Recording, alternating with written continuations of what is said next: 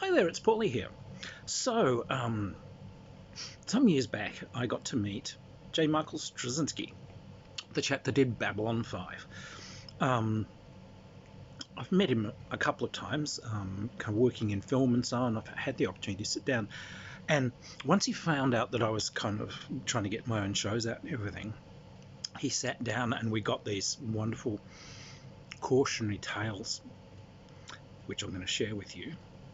So, when he finished Babylon 5, they rushed him through the end of it and it was all a mess. They had to rewrite things and squish things together because of these ridiculous strictures from different people. But it ended up as a critical success. So, studio comes to him and says, all right, look, we want you to do like a spin-off Babylon 5 series, and we will completely fund it. Now, this is golden news. So, as someone that's been trying for decades to get my own material made as movies and TV series, I can tell you that the finance is the thing, and that's what kills you. And it's almost never from one source. It's pieced together from like a dozen different wacky sources. And this one will only sign on if they're not the first to sign on. Well, that goes for all of them. So you kind of have to get all these different ones to agree that they're signing on because this one's signing on. So you're not really the first because these ones are doing it with you. So and then as you get the last one signed, the first one goes off with the fairies, and these other ones decide they've got a more fab project and they're taking their money, and so it's herding cats. And so to have one source just say all funded, no argument, fantastic. So he was overjoyed. So they said, look, can you make a production meeting like is 2 weeks too soon? I said, no. He said, well, I'll tell you what, come in for a production meeting and you lay out your ideas for the show and everything, and let's see about scheduling, and let's see about getting this thing on the road. Fantastic. So he goes and writes out his plan for how this series is going to work, what it's going to be, what it's going to be about, etc. And he goes into this meeting, and he was expecting to meet whoever they're putting on as their exec producer, producer sort of teams, and maybe they might have a director of photography they're going to try foisting on him and these sorts of things. No, he walked in and he found this conference table. There's about 20 people sitting around it. They've all got stacks of folders, and they're all suits. None of them are creatives. So, okay. So, oh well, he gives his presentation about the show. It's going to be about a ship, and it's going to be about this, and it's going to be about that, and it'll be, the plan is to do it as this many series of this many shows. Here's the lead character sort of hooks that we're looking at. These are the themes, these are the stories. Essentially a perfect presentation right there. I said, yeah. The studio team sends up, very good, very good. Okay, well, Barry over there, he's been doing some research for us. So Barry, what can you tell us? Says, my research has come in, and it turns out that the golden retriever is the most popular family pet in the USA. And Straczynski says, like, what? Well, what's that got to do with things? Says, oh, well, obviously we're got to get a golden retriever into this series, so that that's a hook, so we get family viewers. Says, well, this is about a ship that's kind of damaged and failing and kind of literally lost in space. And, I'm not sure there's that much room for a dog roaming around in this. Oh, the dog will be contributing. It's one of the crew. So, well, that's a nice sort of... Oh, no, it'll be an intelligent talking dog. You want an intelligent talking golden retriever on the show? Yeah. And Ryan, there's another guy, says, yes, we've done some other research, and yes, Hulk Hogan is very popular at the moment amongst the sort of the teenage to young adult bracket. Hulk Hogan says, so you want Hulk Hogan to play one of these characters? No, we want Hulk Hogan in it as himself. What? Yeah, see, he's been frozen, and he's woken up, many hundreds of years in the future when your thing appears. So Hulk Hogan as Hulk Hogan is like one of the main characters on your show. So we've got Hulk Hogan, and we've got a talking golden retriever. And he said, yeah. He says, I folded up the project and said, we're done. and walked out. This is done. This can only be a nightmare. So yes, moral of the story was, no matter how good the deal is, know when to walk and so on. But I always kept this in mind because this kind of crap happened to me.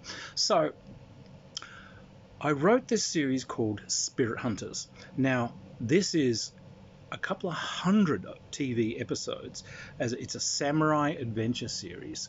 And it's beautiful. It's like the Bushido campaign we wish we were having. Now, I've subsequently kind of saved the first season of these that I wrote and collected them into essentially 3 books. So that's my Spirit Hunters novels that you can find on Amazon and Lulu and so on. And I've just actually signed a contract for them to come out through Perceptions Press. But it's 15th century kind of fantasy Japan. There are talking animal spirits, magic, etc. And these people are people who hunt down and deal with ghosts and spirits and demons and Japanese monsters. And so it's kind of a paranormally detective, wonderful romp adventure show with a very dodgy Fox character and so on in there. Beautiful stuff. So I'm out there trying to push this thing, and I've got these producers and so on. And then I'm in meetings with people, and get these very, very enthusiastic, inevitably American producers, and like, yeah, this is great, yeah, we can see this, really get this, yeah, what's going to be great for this, Toronto. Oh, you want to make this at Canadian studios? Now I can see that because Australia has a co-production treaty with Canada. I'm not sure the USA does, because USA production laws are crazy, but Japan has a co-production treaty with both Australia and Canada, so we can kind of work this. That's the producer and me figuring out how the finances and how the input will work and so on. So, no, it's set in Toronto. It's set in Toronto. Yeah. Like, so these guys are like in modern day Toronto. So what? We're just rolling this over into just a modern thing where these guys are, just average modern Toronto guys running around somehow bafflingly facing down Japanese stuff. So, no, like they could be like, they are samurai guys, but they've all been like magically transported to modern Toronto, and then they're running around Toronto, and it's like, and we're done. Yep. Mike was right. Let's close this folder and we're just going to leave. Because once they get on this, there's no going back. I assure you, you can't save the project. This is they have very limited space in whatever the hell smooth object functions as their brain. They will never drop this now. I can tell you from like decades of bitter experience. There's another lot, and that the one idea they had in their head, so I'm telling them all this. Now, what you may have picked up is that I'm something of an expert in Japanese stuff, but that includes Japanese occultism. I'm actually qualified in Japanese exorcism and so on, as in part of some of the very old esoteric martial arts I've done. They've got a magical quotient, and I'm that one that actually read those through and basically kind of did the qualifications for it, because it's my job to know this stuff, so I do that with everything. But I'm pitching this thing to some other guys, and yeah,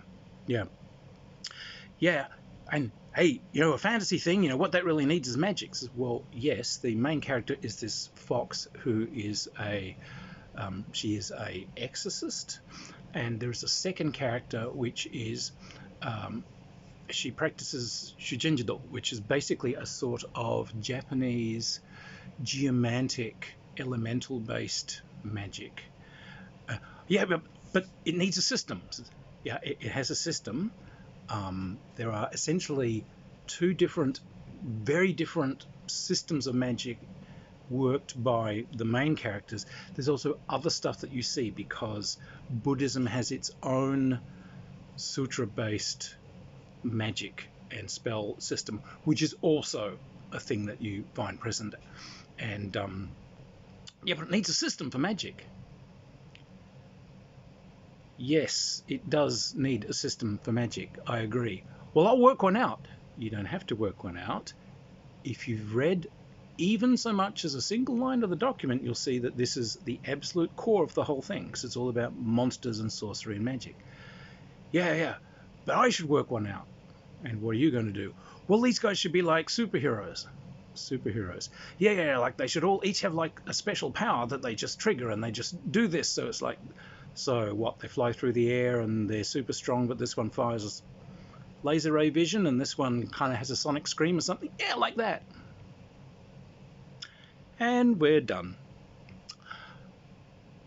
What I took to doing, I started carrying a series of fake projects with me.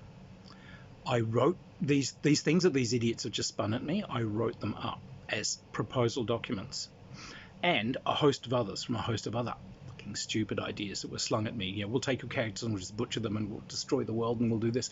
So I did these, and I would just carry them with me into these things. And the plan on those was to halt and say, okay, look, you know what? This isn't this idea of spirit hunters, but I can see where you're coming from. This is so valid. That's such a hot idea.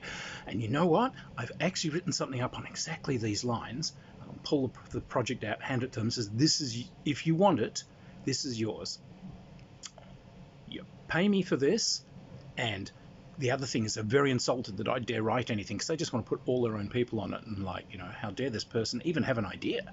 But no, take the idea. What? Give me $500,000, give me $1 million, and it's yours. You can set it in Toronto. They can have talking golden retrievers. They can be flying in spaceships backwards while wearing hats, whatever you like. You just give me the money. This is yours to play with, but the creation is Alan Smithy. Well, my name's not attached to this thing because it's going to be a train wreck, you know, which is the bit you can't say, but it's all yours.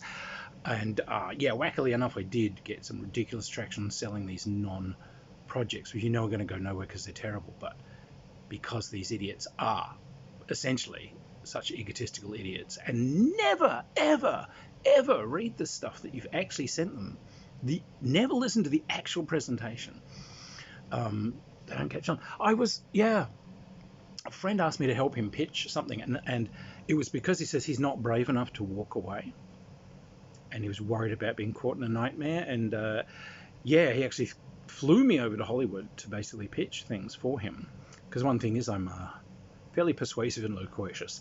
So I'm the one that, you know, can explain your project. I can read the room. I can change the way it's presented given the sort of reception we've got. But I also do know when it's time to go bye-bye. And yeah, we had to do that for him at one stage as... It was interesting. We walked into one place and it was obvious that these guys, there was a new guy in charge of their whole department, and he brought this friend of mine in, and you could see from the moment you walked in, he didn't want to buy this project. He didn't want anything, but he did want a victim to mock so that he could show his brand new staff how clever and witty and powerful he was. I had to lean over to my friend when we went in and says, there's no sale here, period. None. This guy's here to mock you. And as the guy started up with snarky comments, don't engage with me in a battle of repartee. I will attack an unarmed person quite happily. Yeah, basically I just sort of flung a bunch of wit back at him, just closed the project and said, I'm sorry, I thought we were actually here to deal with some actual players. You guys mess about in your sandpit, and once you figured out who's top bully in the playground, give us a phone call. We're off to see your competition because we think they might actually have a business sense. Cha-cha. Yeah, and he was glad because it was obviously that, yeah, they were just going to essentially tear him to ribbons. It's a very, very nasty business. It really is. Anyone that's seriously going into it, yeah, talk to me. I'm still kind of hanging in there, trying to get stuff done, but I keep it at a huge arm's distance these days because I've heard every tale, every story, every lie, every lying promise. I've heard it all. So, still trying to get stuff done, but I hold out very little hope for that. But I just keep the irons in the fire. But I certainly don't bank any futures on them, and I certainly don't plan around any of it. talking gold retrievers, Hulk Hogan, samurai magically transported to Toronto. There's some real creative geniuses out there in Hollywood land. Anyway, that's just some more tales from the world of film. Bye.